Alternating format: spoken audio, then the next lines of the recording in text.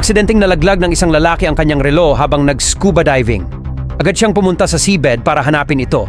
Ngunit hindi sinasadyang may natuklasan siyang kakaibang bato. Napagtanto niya kaagad na ang batong ito ay hindi ordinaryong bato. Kaya dali-dali siyang lumangoy pabalik sa ibabaw at ibinigay ang bato sa kanyang kasintahan. Sa kanyang mayamang karanasan, nakilala niya ito bilang isang ballast stone mula sa isang sinaunang barko. Naisip niya na may nakabaon na kayamanan sa malapit. Maya-maya, lumubog silang apat sa dagat at nagsimulang maghanap gamit ang mga bakal. Hindi nagtagal, nakatuklas ang lalaki. Ipinasok niya ang kanyang kamay sa buhangin upang maghanap at nang bunutin niya ito, nakakita siya ng gintong punyal mula daan-daang taon na ang nakalilipas. Bagamat kalawangin ang ibabaw nito, pinatunayan ng ruby na nakalagay sa hawakan na ang punyal ay lubhang mahalaga.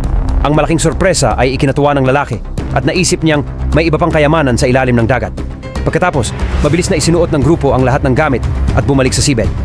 Nang ang metal detector ay tumangay sa isang lugar, ang karayom sa metro ay biglang nagsimulang umindayog ng husto. Napagtanto agad nilang dalawa na may nakabaon sa ibaba. Pagkatapos ay pinaikot ng kanilang kasama ang sand-blowing machine sa pinakamataas nitong lakas. Hindi nagtagal, isang bagay ang nabunyag. Ito ay isang bakal na kanyon mula sa daan-daang taon na ang nakalilipas. Sumunod, nagtali sila ng mga lubid sa magkabilang dulo ng bakal na kanyon. Pagkatapos ay nag-inject sila ng hangin sa mga airbag sa kabilang dulo ng mga lubid na nagpaplanong gumamit ng buoyancy upang hatakin ang multitoneladang bakal na kanyon papunta sa baybayin. Gayunpaman, nang papalabas na ang bakal na kanyon, biglang nakarinig ng alarma ang babaeng sakay ng bangka. Dumating pala ang Coast Guard para sa random na inspeksyon. Sa sandaling iyon, nakita rin ng 3 tao sa ilalim ng tubig ang mga bakas ng Coast Guard. Kung nalaman ng Coast Guard na nag-iimbak sila ng kayamanan, tiyak na dadalhin nila ang lahat sa lugar. Nang papalabas na ang mga airbag, agad na sinabihan ng lalaki ang kanyang kasama na magpakawala ng hangin para mapanatiling nakalubog ang bakal na kanyon sa tubig.